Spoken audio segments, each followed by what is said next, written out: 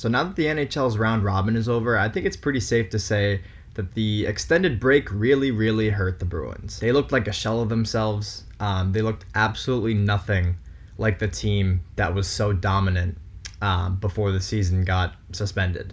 Towards the end, the last two games, they were pretty good hockey games. They were 1-goal games against two of the top teams in the league. So they got better as, the round robin went along. But the first couple games, man, those were ugly. The first exhibition one and the first actual one against the Flyers. Those were ugly, really sloppy. They looked like they were playing in slow motion. They were trying to get too cute with it.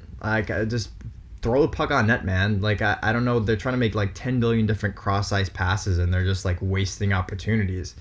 And then the really good looks that they were getting, they just weren't putting in the net. And that's not something, any of that. That's not anything that we're used to seeing. So yeah, needless to say, the round robin sucked. They went 0 for 4. They got crushed in 2 of the games. Like I said, they did look a little better against Tampa and Washington. But you'd like to see them at least win 1. Because now they haven't, and I worry a little bit going into, games that actually matter. Just because they haven't looked themselves. And yeah, the seeding doesn't really matter. There's no home ice. The only thing it really plays a factor in is matchups. But the way I look at it is that anybody can beat anybody in hockey, which is 100% true. And also, if we're going to win the cup, we're going to have to beat some tough teams.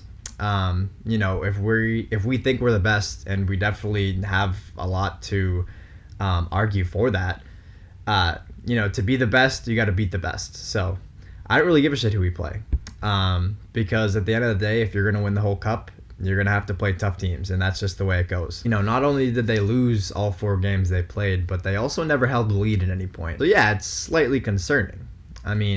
Like I said, these games, they're not the end of the world. They're really not, because, we're going into the first round of the playoffs with a clean slate, and there's no home ice. So they don't really matter per se, but at the same time, you want to see your team playing good hockey. And it got better, like I said, but it's not where it should be. I will say it's pretty objectively ridiculous that the Bruins were 8 points up when the season was suspended, and in 3 games, they went from an 8-point lead for the 1 seed to a 4 seed.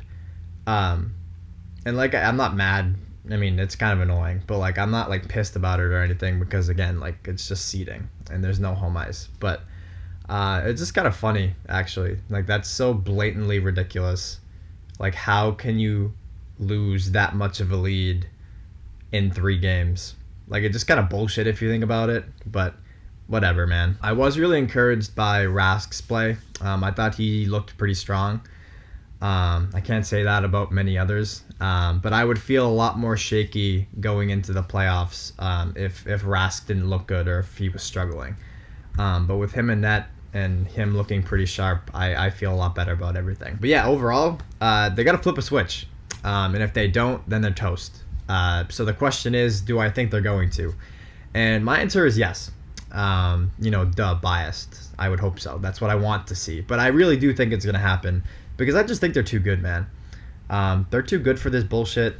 Also, last year, I would imagine they're pretty pissed off about that. So I hope that's igniting a fire under their ass. They should also be pissed that they had so much momentum before, the whole pandemic happened. And that fucked that up too. So now they have that should piss them off and motivate them. So, they have that extra motivation. They were so close last year. And they could feel it, and I can only imagine how disappointing everything was with the way things played out. And now they got a shot at redemption, so they got to execute. That's the bottom line, and that's why I think they will, because not only do they have the talent, not only are they arguably the best team in hockey, but they have that added extra motivation with the events that happened last year and this year. That being said, Carolina's no joke. They're no tomato can. They're going to put up a fight, and they're not going to go down easy. So they gotta bring it, and they gotta bring it hard.